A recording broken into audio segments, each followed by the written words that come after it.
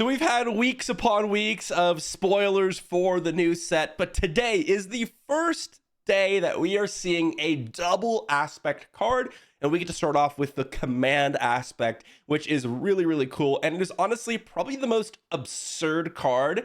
And I mean absurd as in like it's actually just crazy I've seen in Star Wars Unlimited so far. Guys, if you want to pick up any of these cards when they do come out, be sure to use my TCG player link in the description down below. But we're not going to waste any time because we got some sweet cards to talk about and a lot of them. Starting us off with that double aspect card. This is legendary. It is a 14 cost event. It is the highest costed card in the entirety of Star Wars Unlimited at the current moment.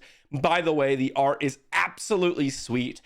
You get to reveal any number of resources you control, and you play each unit revealed this way for free. What an absolutely absurd card. And I mean that in every sense of the word. It's absurd in terms of how much it costs. It's absurd in terms of how much it affects the game. And it's also absurd in terms of it's probably never going to be played.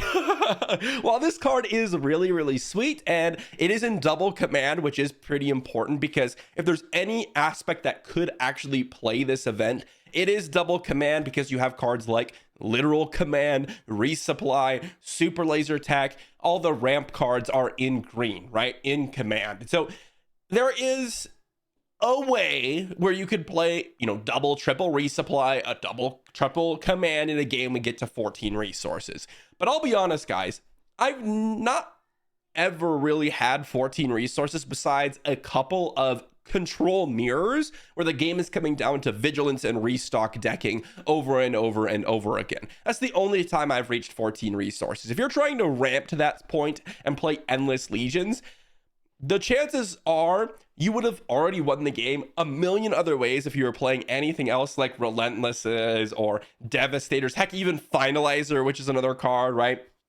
Or you're just playing home ones or Ewing reinforcements a couple of times instead of Endless Legion. And even if you do manage to play this card, yes, it'll win you the game in your aggro matchups and mid-range matchups, almost assuredly. But are you going to last that point? And as I mentioned, could you have already won the game? And if you're in the control matchup, this card does nothing. They just tap 8 resources or exhaust 8 resources and play a super laser blast, and it does exactly the thing that you don't want to see happen, which is wipe your entire board after you've played all of your units. Now, as far as I understand, you play these and you do not replace the resources. So let's say you're prepping for your Endless Legion, you have your 14 resources, and then you play 14 units, which is crazy, by the way. And maybe you just do some insane stuff that turn and they don't wipe the board. But if they manage to wipe the board, you're just out of the game, and that's the end of the game. So I don't really see Endless Legions being a viable option in the game unless we see some way to cheat it out. If we see some way to play something way sooner. Now, there is one card that I was thinking about to pair with the Endless Legions here. And this is a card that I have really had high hopes for, but here's the big problem with it, is that it doesn't work. Right? So the first thought I had when I was looking at Endless Legions was Galactic Ambition, right? This is finally a situation where we could truly cheat on a ton of costs. The problem is this is a unit card. You have to play a non-heroism unit, and Endless Legions isn't even a unit. And so even though Galactic Ambition is a sweet card, and maybe in some point in the future we could use it, although I think it's arguably the worst card in Star Wars Unlimited at the current moment, it doesn't even work with an absurdly costed card like Endless Legion. So while this card is sweet, and I'm glad that they're printing some just crazy cards, I don't think this card's very playable. On another note, we have another leader in Fenec Shand. It's a Heroism Cunning card, and she has an action to pay 1 resource. You're going to exhaust the leader, play a unit that costs 4 or less from your hand, give it Ambush. This is an absurd ability. I'm really excited to play around with this because Fenec Shand seems something that this action is something that I could see being absolutely oppressive against the aggro decks, absolutely demolishing them. Just play a little bit higher units, maybe with some bounties on them, and then just ambush all of your opponent's units albeit a turn behind, because they play a 2-cost unit. If you want to play a 2-cost unit, you have to play it on turn 2 because of the action costing one as well. Remember, you have to pay its cost. But this seems really, really interesting for that specific reason. Now, keep in mind, Ambush does hardly anything against control decks, and in the mid-range decks, when you're matching up against mid-range, they're probably going to have higher value units, and paying 1 resource to play something with Ambush is probably just too weak, because again, you'll be playing a turn behind. But I do think this card has some really interesting potential, and depending on how important claiming bounties are, and if there's going to be a lot of bounty claiming, you might be able to get a lot of value, because you'll immediately be able to claim those bounties with this action ability, assuming you can kill off something. Now, again, always talk about the flip side. This one's a 5 resource to deploy, and she has a 4/4 on the flip side with Saboteur, and she has an action which costs nothing, and you can repeat it over and over again. You can play a unit that costs 4 or less from your hand by paying its cost and give it Ambush. Her flip side's actually pretty good. Now, she has a 4/4, which dies to basically everything. But the interesting part about this is the repeatable action. Again, if the action's good, then her flip side's going to be good. If it's not, then it's going to be pretty mediocre. Do I think this is a very powerful leader and like a top meta? No, not at all. I do think that the action is too limited to kind of what it's good against. And honestly, it probably won't be applicable in a lot of matchups. Like I can imagine if you're fighting like Boba Green, for example, and they go turn 2 Boba Fett, like a 3/5. And you're like, oh, what do I do? Okay, I'm in Cunning, I'm in Heroism. Maybe I play like the 3/3 Wookiee, which we're going to talk about today. Maybe I play like a Battlefield Marine. I play like a Sabine Wren on turn 2 to try to ambush. Like that doesn't kill Boba Fett. It's not even close. So I just don't see this being very, very good in a lot of different decks. But again, it's all about, I think, claiming the bounties, and against aggro decks where this could potentially be very, very strong. As I mentioned, we have a couple Wookiees to talk about, and I think Wookiees are actually being a lot more reasonable in terms of a tribe that we can be kind of committing to. This is the first one. This one's not like particularly strong. It is a 3 resource, 2/4 in Vigilance ground unit with the Wookiee tag and grit. First thing, guys, this is great in Kira and great in Grand Inquisitor, right? Kira, this becomes a 4/2 for 3 with a shield. In Grand Inquisitor, it becomes a 4/2 that readies immediately. Both of which are very powerful and something that can do some really, really nice work. So I'm really excited for that in those 2 decks, but any other deck, I don't really see this being very good at all. We see 2/4s in the past, the 3 resources, and honestly, there are a lot of 4 power units at turn 2, and it will probably end up just dying and not even getting the grit power. But even if it does, well, you have to potentially, hit something, not kill it, get the grit stacking, and then hit something else to actually be able to trade and probably just trade. So I don't really see this being exceptionally powerful, except for when you're factoring in grit synergies, and I do think it fits really well in Kira and Grand Inquisitor. Next up, we have Smuggler Starfighter, a 3 resource space unit in Cunning. It's a 2/2 underworld, which is an important tag. When played, if you control another underworld unit, give an enemy unit -3/-0. So a little bit of a disarm on a unit. This is kind of interesting. It's a 3 resource 2/2 in space, which is way better than on ground, but it's still a 2/2 in space. Not super impressive. It does have Smuggle for 4 resources and Cunning, which does make it a little bit more appealing in my opinion. Anytime you see Smuggle, you're like, okay, I can just resource this and maybe play it a little bit later. I don't know if this is really going to be all that powerful, right? The way I see this is if you're just using this to negate some damage, it's not that useful, because you could rather just play a higher statted unit and then just trade off with your opponent's units. But if you're using this to trade up, such as, let's say you have let's say you're playing this in like, I don't know, Cassian green or whatever, or let's say Sabine yellow. Let's say you're playing Sabine yellow and you happen to have another underworld character or unit on the battlefield. Okay, you play this, you use your, whatever it is, Sabine Wren or something, or whatever your underworld unit is going to be, because Sabine's not an underworld unit, and you shrink their unit down, and then you're able to kill their unit without losing your unit. That's the best value I could see for this. But outside of that, I'm not really seeing this be all that applicable in the grander scheme of the game. So I'm honestly pretty unimpressed with Smuggler Starfighter. Next up, we have probably the most absurd upgrade in the entire game in the darksaber. Okay, this is sweet. It is a 4-costed command upgraded. You can attach to a non-vehicle unit. And if you play it on a Mandalorian unit, you ignore its aspect penalty, which is really important.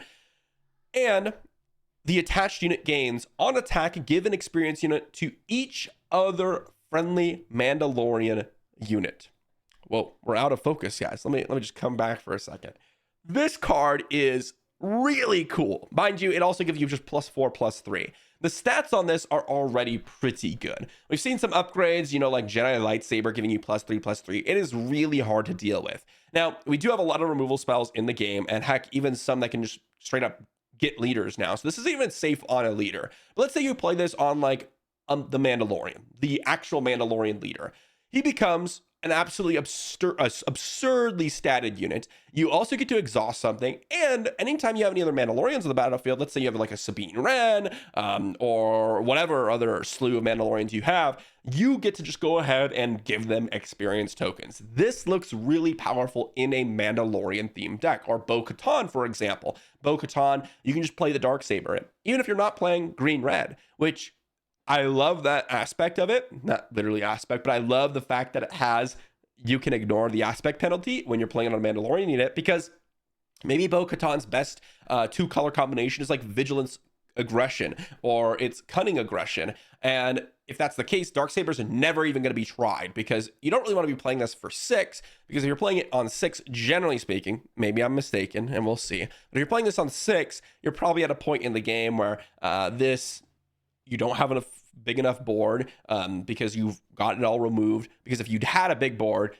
they would have, probably lost the game at that point. So I see this as, if this comes down at 4 and you've already played a turn 1, turn 2 Mandalorian, or maybe you play this, when Bo-Katan comes down, to make sure that you can keep the darksaber around, and then you follow it up with another unit, for example, giving any experience token is really powerful, but also just making a unit +4/+3 can be really, really good. Now, remember, if you're just playing this for the +4/+3, I don't think it's necessarily worth it. Because again, you see Jedi lightsaber, and yes, that's played, you get +3/+3, but that's 1 resource cheaper, and you usually only play it on the Force units, and that's where it becomes really powerful. Otherwise, everyone will be playing Jedi lightsaber. So darksaber, I think you do want to get the on attack trigger for it to be really powerful, but I do think it can do some absurd things. Next up, we have Enfys Nest. It's a 6-costed ground unit in Cunning. It's a 5/4 with Ambush. And while a friendly unit, including this one, is attacking using Ambush, the defender gets -3, -0. So, few things. She is a Syndicate Lackeys, but 1 resource higher. And in exchange for having that 1 resource higher, you get the -3, -0 on attack. Do I think this card's very powerful? Not really. Yes, you can try to go ahead and use this and get a couple value trades in. And what I mean by that is, maybe you hit something, maybe you kill it, and you keep Enfys Nest around. But generally speaking, Syndicate Lackeys, or even Bosk, or those ambush units, generally do that already. They have something to hit, and they'll keep Syndicate Lackeys around. You don't need this extra, friendly unit ambush synergy. And the extra cost is extremely relevant, because at 6, and if you're trying to ambush on 6, usually at that point, either you've taken out some of their smaller units, or it's going to be hard to kill the things that come out at that point. If she was a 6/4, I would much be more excited about that than a 5/4, because that 6 point of power does actually tackle some leaders. It does actually tackle some more expensive units. And of course, 7/4 is where I see this card being like a really powerful card. But at 5/4, I don't really see that many reasons to play her over Syndicate Lackeys, unless you wanted to play an ambush themed deck with like Fenec Shand as your leader. But if that's the case, your deck does nothing against control. And if you're against mid-range, you probably are going to be outvalued. Your units are not even going to be able to ambush and kill your opponent's units. So I don't really see this being all that powerful. Next up, we have Black Sun Starfighter. It is a space unit in 3-costed villainy. 3/2 Sentinel. Pretty straightforward, pretty simple, but it is really powerful. This is a go-to control card for what it's trying to do. I see this being a really powerful option. It's 1 cheaper than System Patrol Craft. However, it trades in everything relevant, trades with everything relevant that you really want to take down. Red 3s, A-Wings, X-Wings. The only things that you might want to keep in mind is like 7 Fleet Defender, maybe not trade, doesn't trade with it, or some of the more, I guess, higher toughness, 3 power units that people might be playing. But I see this being potentially a very, very powerful option because you get an earlier Sentinel out. Now, depending on where the meta shapes up, this could be a really nice control staple, or it could be unplayable. And I said that I like this card mainly because of how the meta is right now. Like, I could totally see this being played as either a sideboard option or a couple in the main deck to kind of avoid those draws where someone goes, A-wing in red 3,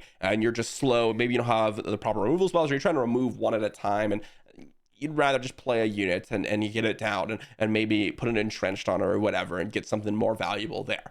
Either way, I could see this being played right now in the current meta, but if people are starting to play, higher stated units with bounties, this suddenly becomes a lot weaker, and I could see this kind of falling off the wagon here. Next up, we have Fugitive Wookiee. We have a few more to talk about. This card is absurd. This is maybe the best Wookiee, maybe the best cunning 2-resource play that you can make, because the bounty is really not that worrisome. It is a 2-resource ground unit, cunning, 3/3, bounty, exhaust a unit. Now remember, your opponent hits this, they kill it, and then they get to exhaust one of your units. Now, if you think about the normal trading patterns for early resource plays, usually your opponent's going to, if they don't want you to attack with it, go ahead and hit your unit before you can attack, and then y'all won't have anything to be exhausted. So it's just a 3/3, right? Okay.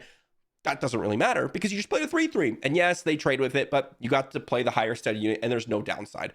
Let's say you get to play first and you get to attack with this. Boom, you get in for 3 guaranteed. So high stats in terms of turn 1 play. And yeah, maybe they kill it afterwards, or maybe they wait for you to play a unit and then they kill it. But guess what? Your unit's already exhausted. So who cares, right? Or you play this and your opponent can't trade with it because they have a weaker statted unit. Great. That's really nice. Or let's say the worst case scenario, you play this a little bit later on in the game, they kill it, they get to exhaust one of your more powerful units, and then they feign a lot of damage, and then it helps them race, right? That's the only big downside I could see, is where you're playing this later on in the game, and then they kill it, and you mess up your race by playing this unit, and they exhaust your other unit, and now you get no damage in. Okay, that's the worst case scenario, but you can easily play around that, but maybe not just playing this later on in the game.